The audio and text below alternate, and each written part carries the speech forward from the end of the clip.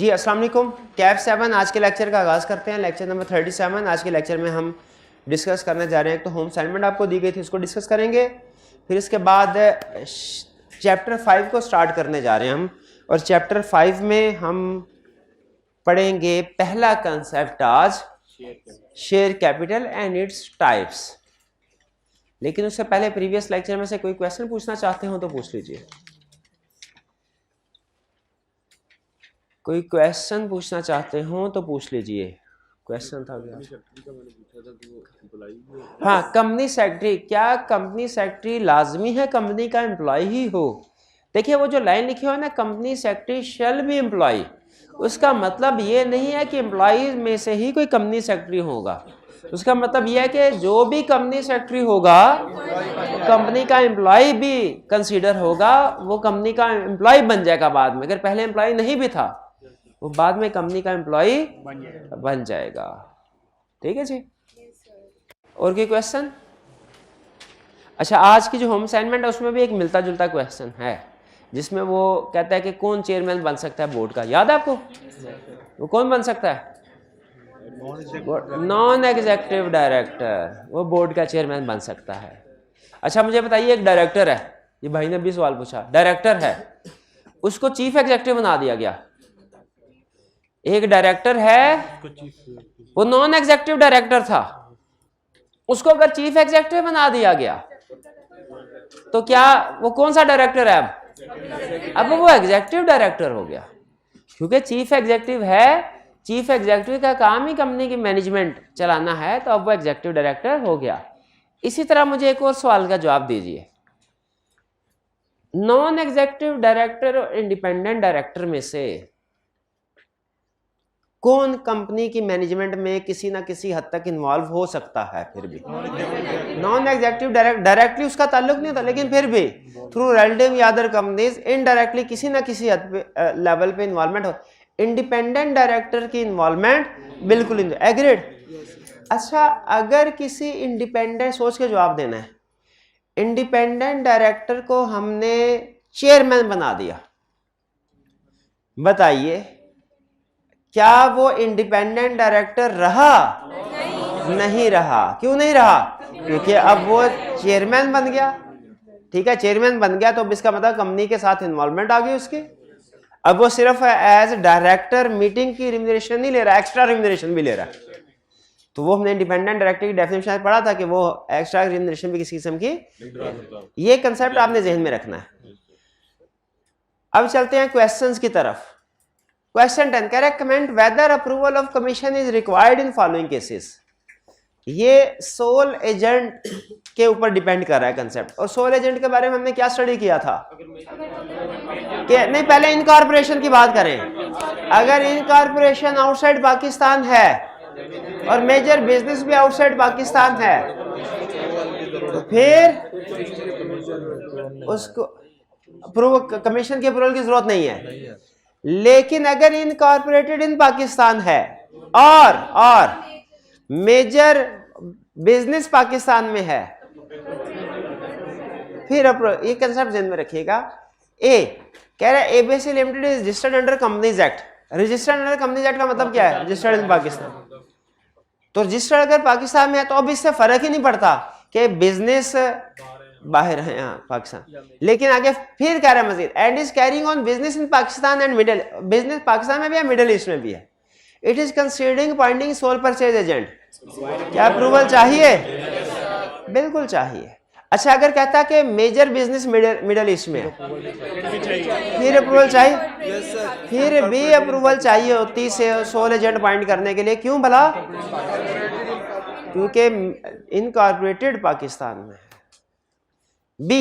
ABC Incorporation is a registered company under relevant law of USA and is carrying on business in 12 different countries. Incorporated outside Pakistan है, including some business in Pakistan.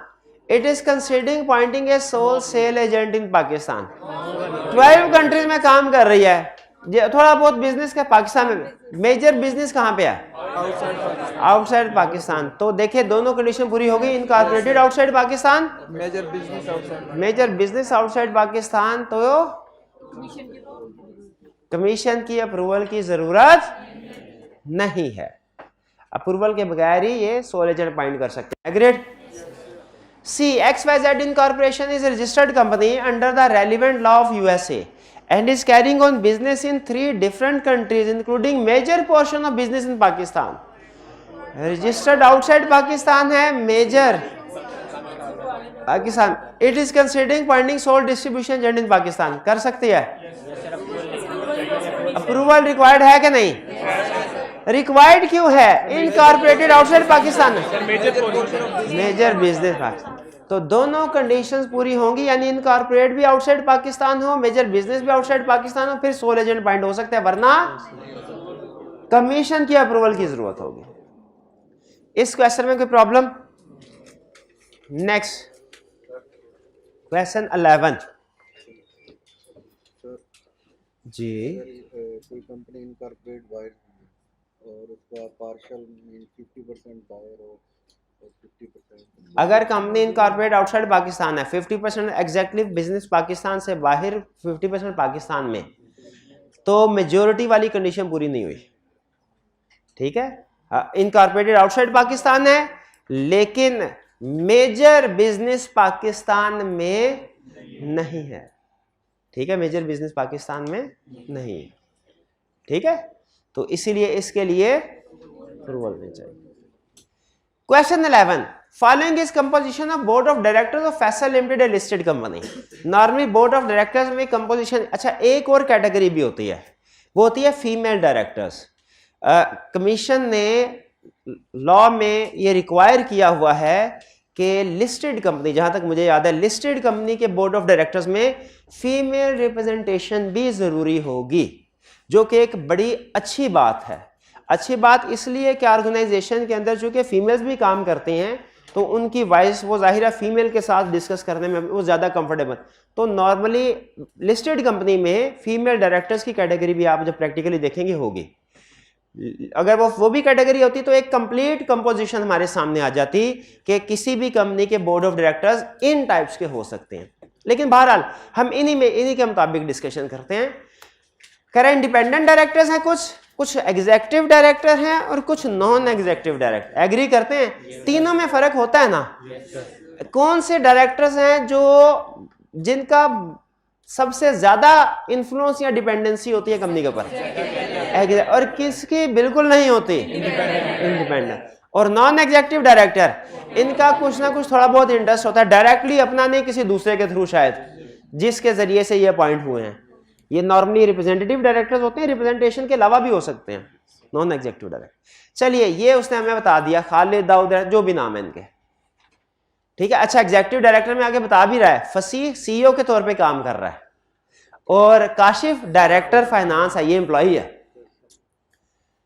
कह रहे under the company that 2017 advice which of the above directors are eligible to be appointed as chairman of board. कौन से? तो पहले हम उसे बताएंगे रूल। नॉन एग्जीक्यूटिव डायरेक्टर यानी सलमान, आरिफ एंड अशरफ। ये समझ आ गया आपको? अच्छा एक स्टूडेंट कहने लगा सर इंडिपेंडेंट डायरेक्टर भी तो नॉन एग्जीक्यूटिव डायरेक्टर्स में से ही अराइज होते आते हैं, तो ये हाँ, तो इसमें कंसेप्ट क्या है? ये बात बिल्कुल ठीक है। Independent directors non executive director की ही समझ लीजिए कि एक आगे फर्दर कैटेगरी है। लेकिन अगर इंडिपेंडेंट डायरेक्टर को चेयरमैन अपॉइंट करते हैं ना, तो वो फिर इंडिपेंडेंट डायरेक्टर नहीं रहेगा, वो चेयरमैन हो सकता। तो जब वो डायरेक्टर ही नहीं रहेगा तो चेयरमैन कैसे बन सकता है? खुद सोचें, चेयरमैन का डायरेक्टर होना जरूरी है। फिर उसने कहा कि ये नॉन एग्जीक्यूटिव डायरेक्टर में से उठाया जाएगा, तो जब एक डायरेक्टर ही नहीं रहा, इसीलिए इंडिपेंडेंट को हमने सेलेक्ट नहीं किया। क्यों नहीं किया? क्योंकि अगर इंडिपेंडेंट में से कोई बंदा चेयरमैन बना लेते हैं तो फिर इंडिपेंडेंट नहीं रहेगा। ठीक,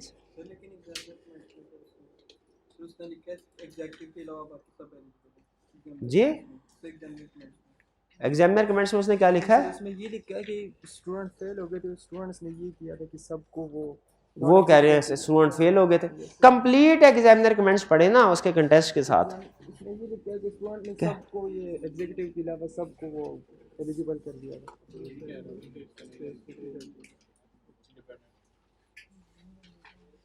ओनली एग्जीक्यूटिव डायरेक्टर, हाँ वो ये कह रहा है कि एग्जीक्यूटिव डायरेक्टर और इंडिपेंडेंट डायरेक्टर को भी उसने रिकमेंड कर दिया, लेकिन ये फैक्ट सामने रखते हुए कि अगर इंडिपेंडेंट डायरेक्टर अपॉइंट हो गया चेयरमैन, तो फिर वो इंडिपेंडेंट डायरेक्टर नहीं रहेगा। तो हम सिर्फ एग्जीक्यूटिव डायरेक्टर, जो नॉन एग्जीक्यूटिव डायरेक्टर है, इसको रिकमेंड कर देना बेहतर है। करने को कर सकते हैं इंडिपेंडेंट को भी, लेकिन अगर इंडिपेंडेंट को अपॉइंट करते हैं तो क्या होगा? इंडिपेंडेंट नहीं रहेगा। लीगली ठीक है, लीगली ठीक है, कर सकते हैं जी।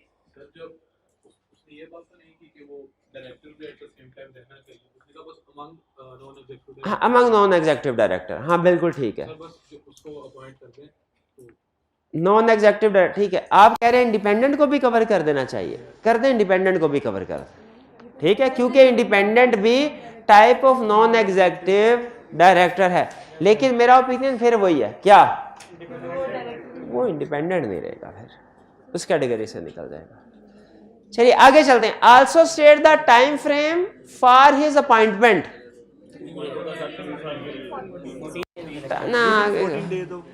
खा गए मार। टाइम फ्रेम फॉर अपॉइंटमेंट का मतलब क्या है कि अपॉइंट करने के लिए कितना टाइम है। टाइम फ्रेम फॉर ड्यूरेशन और चीज होती है, ड्यूरेशन या टेन्योर, और टाइम फ्रेम फॉर अपॉइंटमेंट और चीज है। टाइम फ्रेम फॉर अपॉइंटमेंट का मतलब क्या है? कितने अरसे में अपॉइंट, कितने अरसे में किया जाए? With in 14 days of election of directors. Duration क्या होगी? 3 है। फिर पूरा आंसर नहीं दिया। और ही में earlier resign.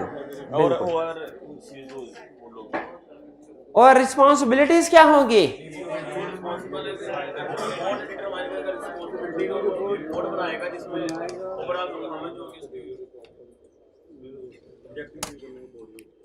Board of directors के लीडर के तौर पे काम करेगा और उनकी रिव्यू, उनकी परफॉर्मेंस के ऊपर रिव्यू रिपोर्ट प्रिपेयर करेगा, जो एनुअल फाइनेंशियल स्टेटमेंट के साथ अटैच की जाएगी।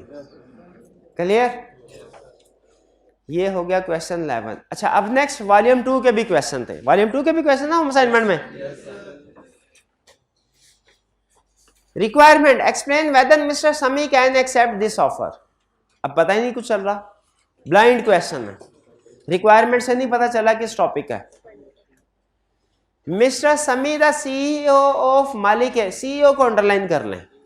अगर डायरेक्टर कहता तो हम डायरेक्टर वाले चैप्टर की तरफ चले जाते हैं, सीईओ कहता है तो सीईओ वाले चैप्टर को की तरफ भी जाएंगे और डायरेक्टर वाले चैप्टर की तरफ जाएंगे। क्यों? क्योंकि सीईओ भी डीम डायरेक्टर होता है, उस पर डायरेक्टर वाली प्रोविजन भी अप्लाई होगी। तो हो सकता है वो उसकी डिस्क्वालिफिकेशन में पूछ ले। ठीक है, अभी रिसेंटली क्वेश्चन आया है, उसमें उसने पूछा है वो कौन सी सिचुएशन है जिसमें CEO ipso facto ceases to hold office. Ipso facto CEO ceases to hold office. अब ये कंसेप्ट चीफ एग्जीक्यूटिव के चैप्टर 4 में है ही नहीं, डायरेक्टर में, लेकिन वो तो डायरेक्टर में है इप्सो फैक्टो वाला, क्योंकि सीईओ भी डीम डायरेक्टर होता है। इसे ध्यान में रखिए, डायरेक्टर की बात करेगा तो सिर्फ डायरेक्टर वाला चैप्टर ध्यान में आ जाए। चीफ एग्जीक्यूटिव की बात करें तो ज्यादातर क्वेश्चन चैप्टर 4 में से आएंगे, लेकिन जहन में चैप्टर 3 भी रहना चाहिए कि डायरेक्टर्स की रिक्वायरमेंट भी चीफ एग्जीक्यूटिव पे अप्लाई होती हैं।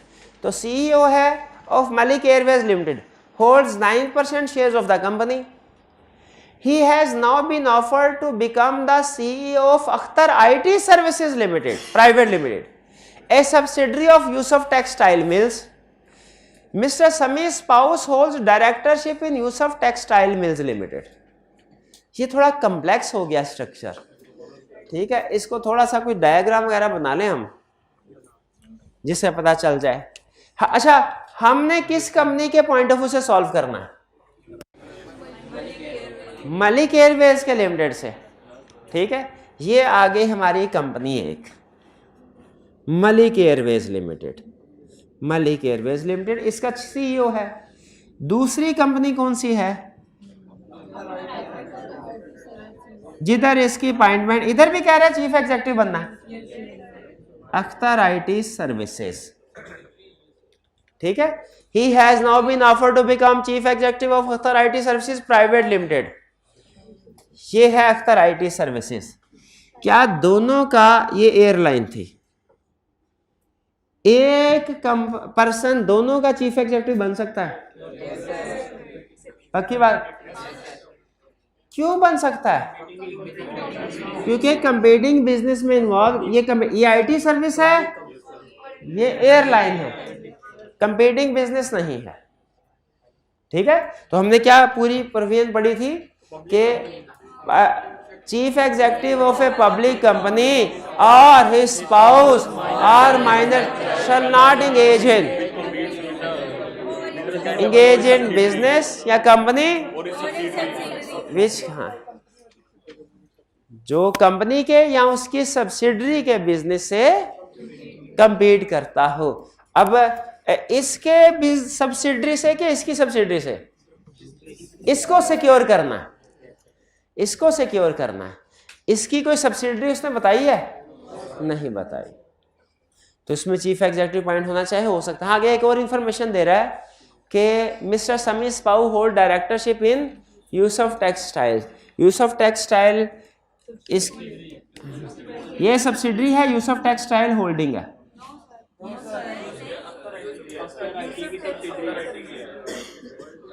अच्छा, ए सब्सिडरी ऑफ, हाँ, Akhtar IT services is a subsidiary of Yusuf textile. Yusuf textile holding है, होल्डिंग है ये यूसुफ टेक्सटाइल्स,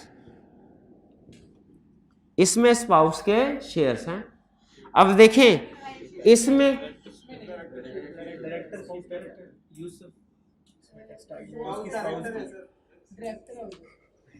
डायरेक्टर है, चले डायरेक्टर है, कोई मसला नहीं। इधर स्पाउस डायरेक्टर है, ठीक है, और इधर चीफ एग्जीक्यूटिव बनने जा रहा है। ये इधर डायरेक्टर है स्पाउस, और ये इसकी सब्सिडरी। हमने जो सब्सिडरी होल्डिंग का कंसेप्ट देखना है वो इस कंपनी के पॉइंट ऑफ व्यू से देखना है कि इसके या इसकी सब्सिडरी का कंपीटिंग बिजनेस में नहीं जाना। अब इसकी सब्सिडरी कोई नहीं है, इसका मतलब ये हुआ एयरलाइन। एयरलाइन का कंपीटिंग बिजनेस है कोई नहीं, तो अपॉइंटमेंट इसका मतलब है क्या हो सकती है। शाबाश। अच्छा, ये भी नहीं है, अगर ये होता, ये कंपीटिंग बिजनेस होता, तब प्रॉब्लम होती कि ना होती?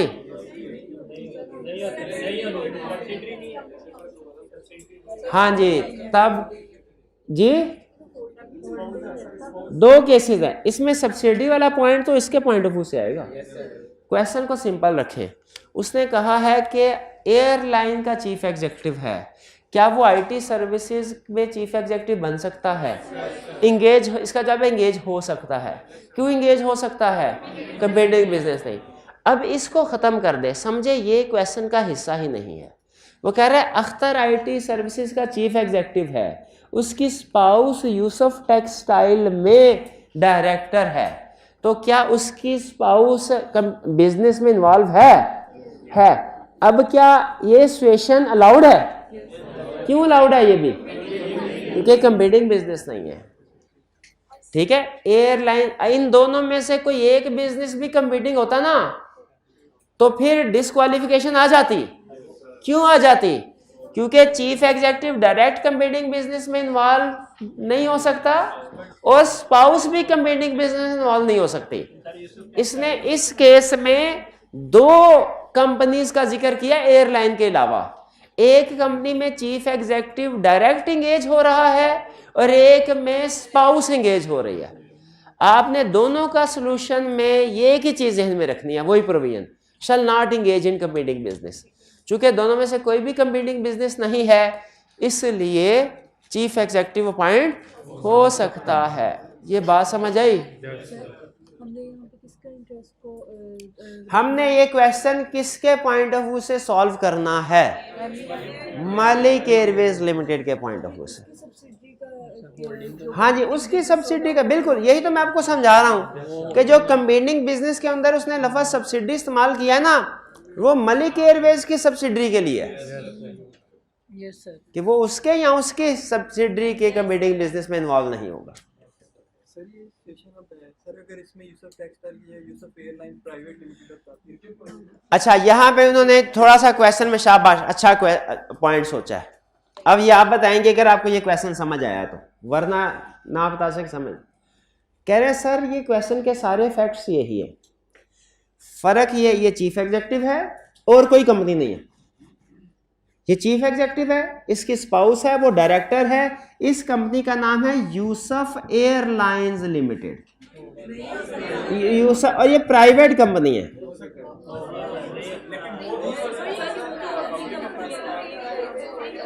ये प्राइवेट, क्या अब वो ये सिचुएशन अलाउड है? डिस्क्वालिफिकेशन होगी? बिल्कुल होगी। क्यों डिस्क्वालिफिकेशन होगी? क्योंकि chief executive shall not engage in या स्पाउस और माइनर चाइल्ड कंपनी। यहाँ पे स्पाउस, अब ये कंपीटिंग बिजनेस हो गया ना, ये भी एयरलाइन और ये भी एयरलाइन कंपीटिंग बिजनेस में इन्वॉल्व है, अब डिस्क्वालिफिकेशन राइज हो गई। क्लियर? अच्छा, अगर मलिक के पॉइंट ऑफ व्यू से देखे डिस्क्वालिफिकेशन है, और अगर यूसुफ के पॉइंट ऑफ व्यू से देखे नहीं। हमने केस स्टडी किसके पॉइंट ऑफ व्यू से करनी है? मलिक, जो उसने क्वेश्चन में जिक्र किया है शुरू में कि हमारा पर्सन मलिक एयरलाइन में चीफ एग्जीक्यूटिव है। क्लियर हुई है बात? तो उसने क्वेश्चन में दो कंपनीज डिस्कस कर दी। नॉर्मली क्वेश्चन में एक कंपनी देता है, दो कंपनी दे दी, लेकिन दोनों की वजह से प्रॉब्लम कोई नहीं। क्यों नहीं प्रॉब्लम? क्योंकि दोनों का ही बिजनेस कंपीटिंग नहीं है, दोनों का ही बिजनेस कंपीटिंग नहीं है। अगर ये एयरलाइन प्राइवेट, भाई अभी वही तो केस किया है। अच्छा, अगर मलिक एयरलाइंस प्राइवेट कंपनी होती फिर तो जिस मर्जी कंपीटिंग बिजनेस में जाओ, कोई मसला नहीं। क्यों नहीं मसला? क्योंकि कंपीटिंग बिजनेस वाली बात पब्लिक कंपनी के लिए है। शाबाश। और की क्वेश्चन?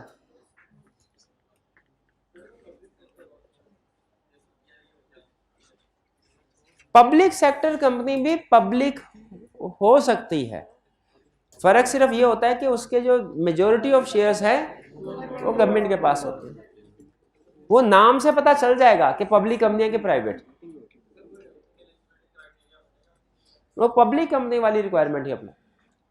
देखिए, पब्लिक सेक्टर कंपनी में भी आपने देखना है कंपनी के नाम से कि उसका स्टेटस पब्लिक कंपनी का है कि प्राइवेट कंपनी का है। जिस तरह कोई भी पब्लिक कंपनी होल्डिंग सब्सिडरी भी हो सकती है, प्राइवेट कंपनी होल्डिंग सब्सिडरी भी हो सकती है, उसी तरह पब्लिक सेक्टर कंपनी का भी कंसेप्ट है। ठीक है कि कोई भी पब्लिक कंपनी भी पब्लिक सेक्टर कंपनी हो सकती है, प्राइवेट कंपनी भी पब्लिक सेक्टर कंपनी हो सकती है। अब ना मैं ज्यादा एक्सप्लेन करूंगा, आप कंफ्यूज हो जाएंगे, समझ नहीं आना आपको। पब्लिक सेक्टर कंपनी का मतलब सिर्फ ये है कि ज्यादातर शेयर गवर्नमेंट ने होल्ड किए हैं, या आसान अल्फाज में यूं कह लें गवर्नमेंट की सब्सिडरी है।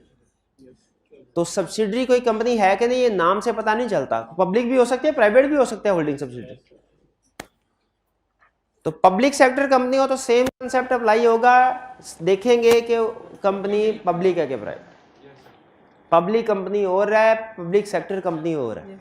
ये आपको समझ तो नहीं ना आई इसकी? नहीं, मुझे नहीं लगता इतना मुश्किल कंसेप्ट। चलें, कह रहे हैं तो अच्छी बात है। The board of directors of RS Limited wants to appoint Mr. Salahuddin, an employee of the company, as chief executive of company. You are required to explain the following. Minimum number of share required to be acquired by Salahuddin. No minimum shares. क्यों? Chief executive का share holder होना जरूरी नहीं। शाबाश।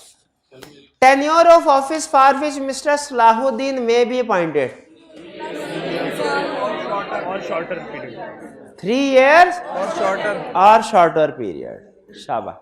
Will it be necessary to obtain members' approval of the terms and conditions being offered to him? No.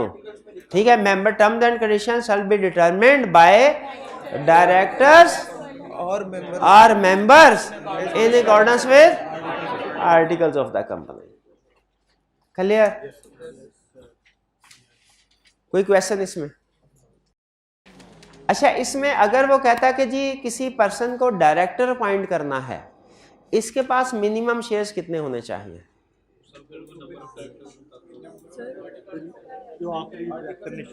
Director के पास shares होना लाजमी है अनलेस वो 4 एक्सेप्शंस हो, उसके पास शेयर होना. कितने शेयर होना लाजमी है? हाँ, जितने आर्टिकल्स में लिखे हुए हैं. अगर आर्टिकल साइलेंट है तो कम से कम 1 शेयर भी काफी है, क्योंकि लॉ ने कहा है शेयर होल्डर होना जरूरी है. कितने शेयर्स का ये तादाद लॉ ने नहीं बताई, तो 1 शेयर से भी. लेकिन अगर आर्टिकल्स ने कहा हुआ है तो फिर वो जितने शेयर आर्टिकल्स में कहा हुआ है उतने होना जरूरी है.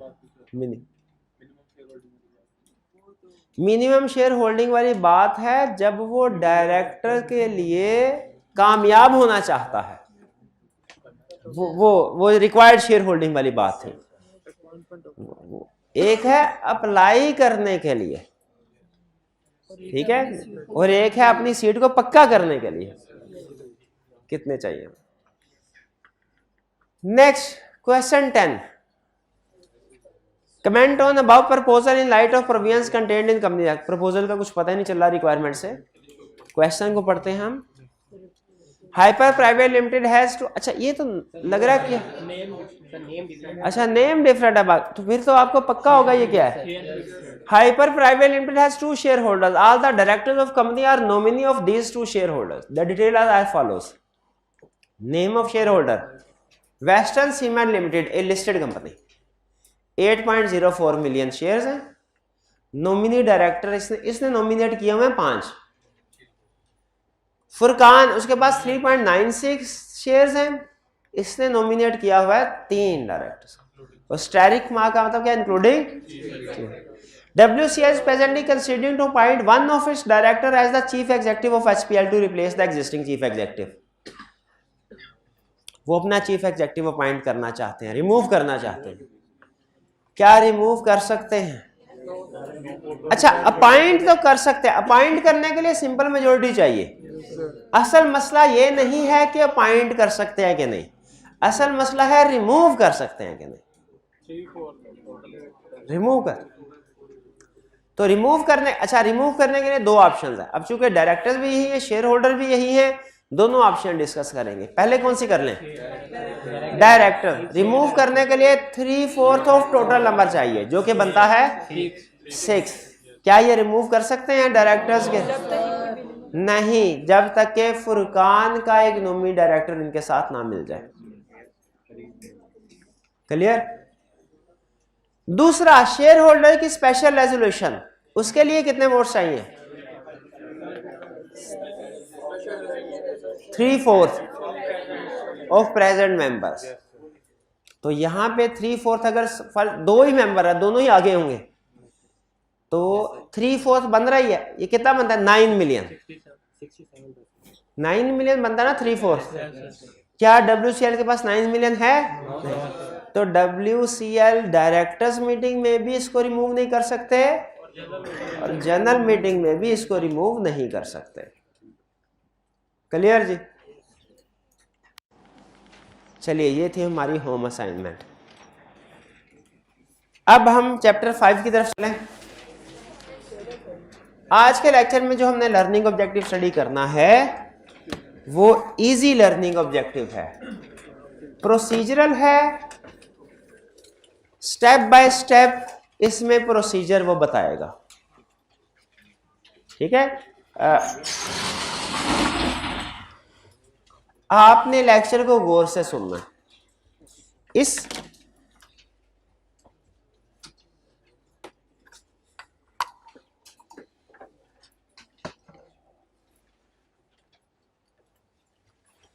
इस लेक्चर में टेक्निकल कंसेप्ट नहीं, यानी डायरेक्टली इस लेक्चर में से एग्जाम का क्वेश्चन सेट नहीं करेगा, लेकिन इस लेक्चर के जो कंसेप्ट्स हैं वो आगे उन क्वेश्चंस के लिए रेलिवेंट है जहां से उसने पेपर सेट करना। कंसेप्ट हमारा क्या है? Share capital and its types. असल में अभी तक हमने चैप्टर 1 और 2 के बारे, चैप्टर 1 और 2 में पढ़ा कंपनी के बारे में, ऐसे ही है, कंपनी की टाइप्स, कंपनी रजिस्टर कैसे होगी, उसके मेमोरेंडम और आर्टिकल्स क्या होंगे। चैप्टर 1 और 2 रिलेट करता है कंपनी स्ट्रक्चर से, 3 और 4 रिलेट करता है मैनेजमेंट से। 3 और 4 किससे रिलेट करता है? मैनेजमेंट, यानी जो लोग नॉर्मली कंपनी की मैनेजमेंट को संभालते हैं उनसे रिलेट करता है। और आज जो हम चैप्टर स्टार्ट करने जा रहे हैं, चैप्टर 5, ये रिलेट करता है शेयर कैपिटल से, कंपनी के शेयर कैपिटल से। अच्छा, इसमें हम कंसेप्ट को थोड़ा पहले मजीद पीछे लेके जाते हैं। कंपनी में शेयर होल्डर्स के पॉइंट ऑफ व्यू से, कंपनी में जो पैसे इन्वेस्ट होते हैं उसे कहते हैं सोर्सेज ऑफ फाइनेंस, कि पैसे किस किस जगह से कंपनी के पास आते हैं, उसे क्या कहते हैं हम? Sources of finance. तो ये चैप्टर रिलेट करता है सोर्सेज ऑफ फाइनेंस। लेकिन सोर्सेज ऑफ फाइनेंस की दो बड़ी टाइप्स है, एक है शेयर कैपिटल और एक है डेट।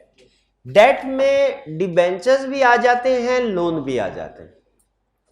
लोन बैंक से लिया जाता है नॉर्मली, और डिबेंचर नॉर्मली जनरल पब्लिक को इशू की, मैं नॉर्मली का वर्ड यूज कर रहा हूं, ध्यान में रखिएगा, ठीक है। ये डिबेंचर और लोन, इन दोनों में कॉमन क्या चीज है कि दोनों ही डेट की कैटेगरीज है। जैसे मैं आपसे पूछूं भाई ऑर्डिनरी शेयर और प्रेफरेंस शेयर में कॉमन क्या है, आपके सर दोनों ही शेयर की टाइप्स हैं, ठीक है। वैसे इस चैप्टर में हम नॉर्मली ऑर्डिनरी शेयर कैपिटल के ऊपर बात। और इसी तरह अगर मैं आपसे पूछूं कि डिबेंचर और लोन में सिमिलैरिटी क्या है, तो आप कहेंगे दोनों डेट है। लेकिन फर्क क्या है? डिबेंचर्स नॉर्मली जनरल पब्लिक को इशू किए जाते हैं और लोन नॉर्मली बैंक से या डायरेक्टर से लिया जाता है। नॉर्मली बैंक से लिया जाता है, डायरेक्टर से जब बैंक बिल्कुल इनकार कर देना फिर डायरेक्टर के पास जाए, नॉर्मली बैंक से लिया जाता है। हमारा ये जो चैप्टर है, चैप्टर 5, इसका टाइटल क्या है? ये इस चीज से रिलेट कर रहा है, बस इसमें डिबेंचर्स की या लोन की बात नहीं होगी। फिर इसके बाद अगला चैप्टर का टाइटल क्या है? प्रॉस्पेक्टस, ये भी शेयर से ही रिलेट करता है। 7वां चैप्टर कौन सा है? Mortgage and charges. ये है सिक्योरिटीज, कि जब लोन लिया जाएगा तो बदले में सिक्योरिटीज रिखवाई जाती है, उसकी टाइप्स। तो जो डिबेंचर और लोन है इसकी डिस्कशन होगी, याद रखिए, चैप्टर 7 में, और जो शेयर कैपिटल है इसकी डिस्कशन होगी 5 और 6 में। शेयर कैपिटल की डिस्कशन कहां होनी है? 5 और 6 में। और डिबेंचर लोन की डिस्कशन कहां होनी है? 7। तो फिलहाल ये हमारे इस चैप्टर का पर्पस नहीं है, हम इनके बारे में डिस्कशन नहीं करेंगे। क्लियर? आगे चलते हैं। शेयर कैपिटल क्या होता है, इसकी टाइप्स क्या, शायद आपको किसी लेक्चर में मैंने बताया था, वो एक हाउसिंग सोसाइटी की एग्जांपल देके, जिसमें कटिंग की हुई थी अपनी टोटल सोसाइटी की डिफरेंट प्लॉट्स में, ठीक है। तो कंपनी का एक टोटल शेयर कैपिटल होता है, कंपनी इस टोटल शेयर कैपिटल को डिफरेंट स्मॉलर पार्ट्स में कट डाउन करती है, और हर स्मॉलर पार्ट को हम क्या कहते हैं? शेयर्स। और उसकी एक वैल्यू होती है, फेस वैल्यू, जो उसके ऊपर लिखी होती है, जिसे नॉमिनल वैल्यू या फेस वैल्यू कहा जाता है, ठीक है, नॉमिनल या एट पार वैल्यू। और एक मार्केट वैल्यू भी होती है। मार्केट वैल्यू क्या है? जहां पे स्टॉक एक्सचेंज में सेल परचेज हो रही है। हमारे पूरे लॉ में याद रखें, रेगुलेटर्स को नॉर्मली मार्केट वैल्यू से कोई लेना देना नहीं होता, इसलिए हमारे पूरे सिलेबस में जो वैल्यू यूज होगी वो फेस वैल्यू होगी, मार्केट वैल्यू नहीं। अब सुनिए, वो आपको बता रहा है शेयर कैपिटल क्या है। कहता है सबसे पहले authorise share capital. Authorise share capital क्या होता है? ये कंपनी का टोटल शेयर कैपिटल, मैक्सिमम जितना शेयर्स इशू कर सकती है। ये कंपनी के मेमोरेंडम ऑफ एसोसिएशन में लिखा होता है कैपिटल क्लास में। अगर मेमोरेंडम ऑफ एसोसिएशन में लिखा हुआ है 5 million shares of ₹100 each is equal to 500 million, ये लाइन लिखी है, ब्लू वाली लाइन के ऊपर फोकस कीजिए। अगर ये लाइन लिखी हुई है तो फिर इसमें जो ये वाली चीज है ये क्या है? नंबर ऑफ शेयर्स, और ये पार वैल्यू या नॉमिनल वैल्यू, फेस वैल्यू भी कहते हैं, और ये शेयर कैपिटल। ठीक है, समटाइम एग्जाम में आपको छोटी सी कैलकुलेशन करवाता है, वो नंबर ऑफ शेयर से शेयर कैपिटल पे या शेयर कैपिटल से नंबर ऑफ शेयर्स पे कैसे पहुंचना है, ये इक्वेशन को यूज करते हुए हम कैलकुलेशन कर लेते हैं। फिर कह रहे हैं ये तो हो गया ऑथोराइज शेयर कैपिटल। ये इशूड शेयर कैपिटल क्या होता है? इशूड शेयर कैपिटल वो share capital, authorise share capital का वो हिस्सा होता है जो जनरल जो इशू हो चुका है, जो इशू हो चुका है, यानी जिसके बदले में कंपनी ने पैसे इकट्ठे कर लिए हैं। लॉ कहता है issued share capital authorise share capital से कम होगा या उसके इक्वल होगा, ज्यादा कभी नहीं होगा, ये ज़हन में रखना है आपने। ठीक है, इशूड शेयर कैपिटल को भी उसी तरीके से लिखते हैं जिस तरीके से ऑथोराइज शेयर कैपिटल, जैसे 2 million shares of ₹100 is equal to 200 million share capital. अच्छा, अब शेयर इशू कैसे करना है, मैं उस प्रोसेस की डिस्कशन आपके साथ करने जा रहा हूं। किस प्रोसेस की? इशू कैसे करते हैं। ये टाइप्स रहने दीजिए मेरे भाई, प्यारे भाई सामू भाई, टाइप्स रहने दें। आज सिर्फ ये शेयर कैपिटल का इंट्रोडक्शन होगा। हमने शेयर कैपिटल को इशू कैसे करना है ये प्रोसेस सुन लीजिए। आज के लेक्चर में सबसे अहम चीज ये प्रोसेस ही है। ठीक है, जैसे फर्ज कीजिए कि कंपनी का ऑथोराइज शेयर कैपिटल है 500 मिलियन और अभी तक कंपनी ने ₹1 का भी शेयर कैपिटल इशू नहीं किया हुआ। अभी कंपनी थोड़ा इनकॉर्पोरेशन के मैटर में बिजी थी, ठीक है, इनकॉर्पोरेशन वगैरह हुई, अब शेयर कैपिटल इशू करना है। पहली ऑप्शन जो चीज कंपनी ने सोचनी है वो ये, क्या ये हमने जनरल पब्लिक को शेयर इशू करने हैं या प्राइवेटली। अगर तो जनरल पब्लिक को शेयर इशू करने हैं तो इसे लिस्टेड कंपनी बनानी पड़ेगी, ठीक है। और अगर जनरल पब्लिक को शेयर इशू नहीं करने तो फिर लिस्टेड कंपनी बनाने की जरूरत नहीं है। अब हम एक कम्प्रीहेंसिव सिस्टम समझते हैं लिस्टेड कंपनी का। एक कंपनी जिसने अपने शेयर इशू करने हैं और वो जनरल पब्लिक को इशू करना चाहती है, तो उसने सबसे पहले प्रोस्पेक्टस प्रिपेयर करना है। प्रोस्पेक्टस एक ऐसी डॉक्यूमेंट को कहते हैं जिसमें कंपनी के बारे में और इसकी मैनेजमेंट के बारे में, इसके बिजनेस के बारे में इंफॉर्मेशन होती है। प्रोस्पेक्टस की एग्जांपल बिल्कुल वैसे ही है जैसे आपका कोई कॉलेज यूनिवर्सिटी का प्रोस्पेक्टस होता है, जिसमें आपने अगर इंटरेस्टेड हो एडमिशन लेने के लिए तो आप जाते हैं, कुछ पैसे पे करते हैं, आपको प्रोस्पेक्टस दिया जाता है जिसमें उस कॉलेज के बारे में हर वो रेलिवेंट इंफॉर्मेशन होती है जो आपके डिसीजन के लिए जरूरी हो। ऐसा ही है, आप उसको पढ़ते हैं और फिर फैसला करते हैं कि क्या आपको इस कॉलेज में एडमिशन लेना है या नहीं लेना। अगर एडमिशन लेना हो तो क्या करते हैं आप, एप्लीकेशन भरते, अपने पर्टिकुलर्स लिखते हैं और यूनिवर्सिटी कॉलेज की इंतजामिया को, मैनेजमेंट को सबमिट करवाते। फीस अभी सबमिट नहीं करवाते, फीस तो जब वो लिस्ट लगती है ना कि कौन सक्सेसफुल है उसके हाँ नहीं, अप्लाई करने की एडमिशन वो एक अलग चीज है, लेकिन वो जो कॉलेज की फीस है ना, जो कोर्स की फीस है, वो तभी आप पे करते हैं जब फाइनल लिस्ट लग जाती है। ऐसे ही है तकरीबन यही प्रोसेस शेयर इशू करने का भी है। फर्क सिर्फ ये है कि इसमें आपने फीस सारी की सारी पहले पे करनी होती है।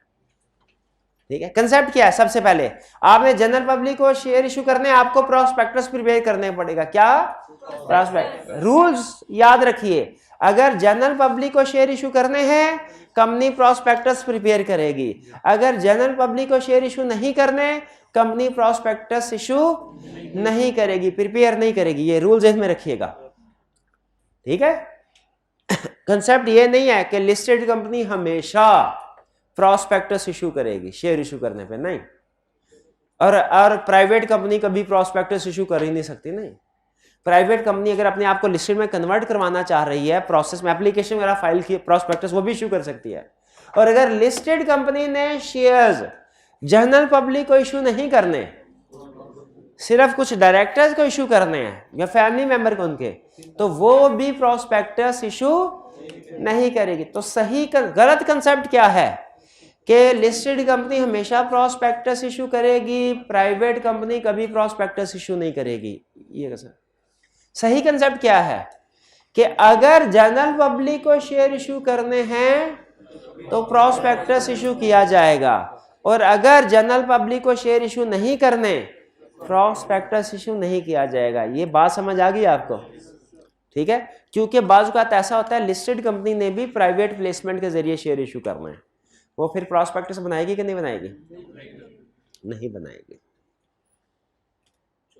क्लियर हुई ये बात? अच्छा चलिए, प्रोस्पेक्टस बना लिया, अब क्या होगा? वो प्रोस्पेक्टस याद रखिए, चूंकि इस प्रोस्पेक्टस की इंफॉर्मेशन की बेस पे लोगों ने अपनी सारी उम्र की जमा पूंजी इन्वेस्ट करनी है, इसीलिए इसका रेगुलेटर की तरफ से क्लियर होना जरूरी है।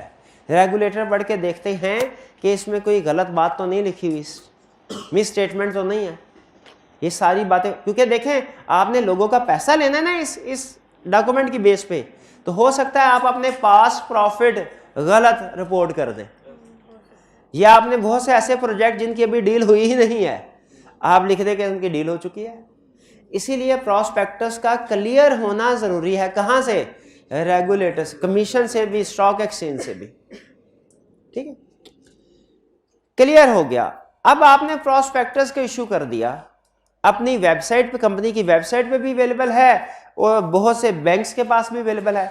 अब जनरल पब्लिक क्या करेगी? जनरल पब्लिक इस प्रोस्पेक्टस को बाय करेगी या डाउनलोड करेगी या बैंक से जाके लेगी प्रोस्पेक्टस को? प्रोस्पेक्टस को पढ़ेगी, फैसला करेंगे कि क्या हमें शेयर खरीदने हैं कि नहीं। जिस तरह कॉलेज के प्रोस्पेक्टस में एंड पे एडमिशन फॉर्म होता है ना, उसी तरह प्रोस्पेक्टस के जो कंपनी का प्रोस्पेक्टस होता है, इसके एंड पे भी एक एप्लीकेशन फॉर्म होता है जिसमें लिखा होता है कि आप अगर शेयर खरीदना चाहते हैं तो लिखे कितने शेयर्स खरीदने हैं। अगर आपने 1 लाख शेयर्स खरीदने हैं, उसकी फेस वैल्यू है 50, तो वो लिखते हैं, यहाँ पे लिखे 1 लाख, फेस वैल्यू 50, टोटल कितने हो गए? 50 लाख। ये एप्लीकेशन आपने, इंटरेस्टिंगली, ये एप्लीकेशन आपने 50 लाख रुपए के साथ बैंक में जमा करवानी है कंपनी को अप्लाई करने के लिए। इसमें रिक्वायरमेंट देखे, कॉलेज में क्या होता था, वो कहते थे फीस फाइनल लिस्ट लगने के बाद जमा करवानी है। यहां पे फीस पहले ले रहे हैं, इस वजह से कि बहुत से शरारती या नॉन सीरियस बायर भी एप्लीकेशन डाल देते हैं, जो बाद में कंपनी उनको कहती है, वो कहते हैं हम तो मजाक कर रहे थे, तो कंपनी के अब ओरिजिनल जेन्युइन बायर को वो रिफ्यूज कर दिया, और जिनको उन्होंने कहा कि आ जाएं, उन्होंने कहा जी हम। तो इसीलिए कंपनी देखने के लिए कि बायर सीरियस है कि नहीं, उन्हें कहते हैं भाई हमें पैसे दिखाएं, यानी पैसे जमा करवाएं। हाँ, अगर इनका नाम सक्सेसफुल लिस्ट में आ गया कैंडिडेट्स की, तो इनको बदले में शेयर इशू कर दिया जाएगा, वरना क्या किया जाएगा? पैसे वापस कर दिए। और याद रखिए, लॉ ने बड़ी सख्त कंडीशन रखी हुई है कि कंपनी इन पैसों को इस्तेमाल नहीं कर सकती, अपने पर्पस के लिए इन पैसों को इस्तेमाल नहीं कर सकती। ठीक है, वो वापस करने हैं। जब तक वापस नहीं, अगर शेयर इशू ना किए तो जब तक पैसे वापस नहीं करेंगे बिजनेस कमेंस नहीं कर सकते। ये बड़ी सख्त कंडीशन है कि ऐसा ना हो पब्लिक से पैसे मंगवा के बाद में इस्तेमाल कर लें और पब्लिक को टाल मटोल शुरू कर दें। कहते हैं नहीं, हम आपको काम नहीं शुरू करने देंगे जब तक इनके पैसे, जिनको शेयर इशू नहीं हुए। चलिए वापस आते हैं अपने मेन प्रोसेस पे। कंपनी ने prospectus prepare, step number 1 company ने डिसाइड किया पब्लिक को शेयर इशू करने हैं। स्टेप नंबर 2 प्रोस्पेक्टस प्रिपेयर किया। स्टेप नंबर 3 कमीशन से अप्रूवल और सिक्योरिटी एक्सचेंज रेगुलेटर से क्लियरेंस ले ली। स्टेप नंबर 4 जनरल पब्लिक को प्रोस्पेक्टस इशू कर दिया। स्टेप नंबर 5 जनरल पब्लिक ने प्रोस्पेक्टस डाउनलोड करके फिल किया जिसने करना था।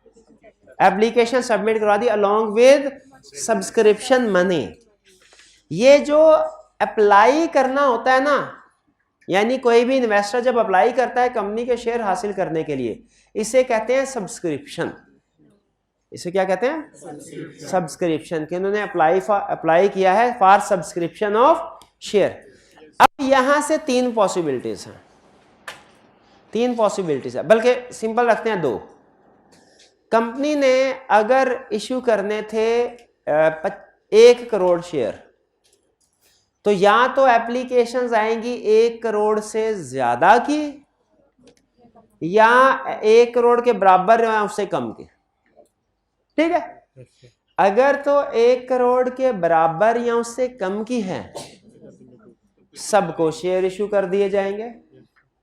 अगर उससे ज्यादा की है तो एक प्रोसेस होता है जिसे कहते हैं बैलेटिंग। बैलेटिंग का मतलब क्या होता है? कुरानंदाजी। तो अगर 1 करोड़ शेयर इशू करने एप्लीकेशन आ गई 1 करोड़ 25 लाख की, अब क्या होगा? बैलेटिंग होगी। जिनके नाम आ गए उनको शेयर इशू किए, जिनके नाम नहीं आए उनको एक लेटर, अपॉलॉजी का लेटर विद चेक, जितना उनका पैसे हैं, भेज दिया जाएगा। ये बात समझ आ गई? ठीक है, यानी सब्सक्रिप्शन या तो होती है ओवर सब्सक्रिप्शन या होती है अंडर सब्सक्रिप्शन। ओवर सब्सक्रिप्शन का मतलब क्या है? जितने शेयर इशू करने ज्यादा पैसे आ गए। अंडर का मतलब कम आए। ठीक हो गया? अच्छा, एक और कंसेप्ट यहां पे ऐड करने हैं, सिर्फ 2-3 मिनट। कंसेप्ट खत्म हो गया यहां पे तकरीबन। एक और टर्म मिनिमम सब्सक्रिप्शन की। कारोबार स्टार्ट करने के लिए ना कुछ मिनिमम अमाउंट चाहिए ही होती है। जैसे फर्ज कीजिए मैं कोई नया कॉलेज स्टार्ट करना चाहता हूं, तो मैंने हिसाब किताब लगाया, अगर एक अच्छे लेवल का, मैं कि भाई मैं FCA तजर्बेकार बंदा, एक्सपीरियंस, मैं कॉलेज ना कोई छोटा मोटा, कोई अच्छा सा कॉलेज स्टार्ट, अच्छे हैवी वाला कॉलेज। हैवी वाला कॉलेज जो स्टार्ट करने के लिए मुझे पैसे चाहिए, फर्ज कीजिए 10 करोड़। तो मैंने कहा जी मैं शेयर इशू करूंगा कितने के? 10 करोड़ के। शेयर्स कितने के इशू करूंगा? 10 करोड़ के, 100 मिलियन। लेकिन ये होती है टोटल शेयर इशू जो मैंने करना है। लेकिन मैंने अपने जहन में एक मिनिमम अमाउंट भी बनाई होगी कि पता नहीं 100 मिलियन सब्सक्राइब होता है कि नहीं होता, तो कोई पता नहीं। तो कम से कम कितने को शेयर एप्लीकेशन आ जाएंगी कम से कम, तो मैं बिजनेस शुरू कर सकता हूं। तो हमने जहर में लगाया होगा अंदाजा 40 मिलियन के। अगर 100 मिलियन सब्सक्राइब नहीं भी होता ना, 40 मिलियन तक भी हो गया, तो मैं कॉलेज स्टार्ट कर काम, नो डाउट इतना हैवी नहीं होगा, लेकिन इतना होगा कि काम शुरू हो सके। इस अमाउंट, ये है टोटल सब्सक्रिप्शन, ये है मिनिमम सब्सक्रिप्शन। मिनिमम अब कंसेप्ट सुनिए। स्टेप नंबर 1, अगर एप्लीकेशन आई 120 मिलियन की, तो क्या होगा? बैलेटिंग होगी, 100 मिलियन को शेयर इशू होंगे, 20 मिलियन को पैसे वापस। क्लियर? अगर एप्लीकेशन आई एग्जैक्ट 100 मिलियन की, सब कुछ। अगर एप्लीकेशन आई 60 मिलियन की, तो भी सबको शेयर इशू कर दिए जाएंगे, ये ध्यान में रखिए। लेकिन अगर एप्लीकेशन मिनिमम सब्सक्रिप्शन से भी कम की आती हैं, 30 मिलियन की, फिर क्या करेंगे? फिर शेयर इशू नहीं, क्योंकि अब शेयर इशू करने का फायदा ही नहीं है। तो याद रखें, अगर जब कभी आपने शेयर इशू करने हैं, मिनिमम सब कम अज कम इतने शेयर जरूर आने चाहिए कि मिनिमम सब्सक्रिप्शन पूरी हो जाए। अगर मिनिमम सब्सक्रिप्शन से भी कम आए ना तो आपने शेयर इशू नहीं करने, आपका बिजनेस प्रोजेक्ट चलना ही नहीं है। इसीलिए लोग इस रिस्क से बचने के लिए, मिनिमम सब्सक्रिप्शन के रिस्क से बचने, एक अंडर राइटर को हायर करते हैं। अंडर राइटर वो एक तरह का इंश्योरेंस प्रोवाइडर होता है। वो कंपनी को कहता है हम आपको गारंटी देते हैं कि कम से कम आपके 40 मिलियन शेयर्स जो हैं वो जरूर आएंगे। अगर इससे कम आए तो जितना डिफरेंस आएगा वो हम ले लेंगे, ताकि आप अपने शेयर इशू करके काम शुरू करने वाले बने। उसको कहते हैं अंडर राइटर। अब ये प्रोसेस समझ आ गया आपको?